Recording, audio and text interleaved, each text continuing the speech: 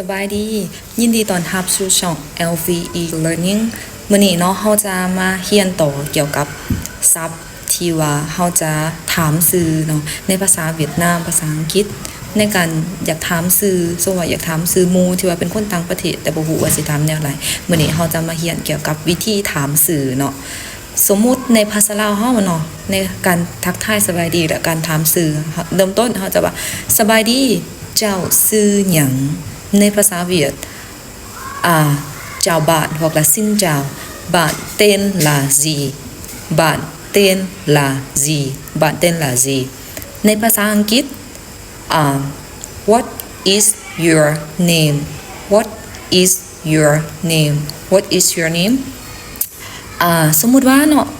เขาถามไปแนวนี้แล้วเขาจะตอบว่าแนวใดอยากรู้ว่าคำตอบสมมุติว่าเขาถามเฮามาเนาะเขาจะตอบว่าแนวใดถ้าว่าเขาถามว่าเจ้าชื่อหยังบ้านเต้นล่ะจี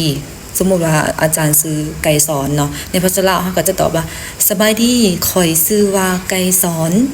ในภาษาเวียดเขาสามารถบอกได้ว่า xin chào hoặc là chào bạn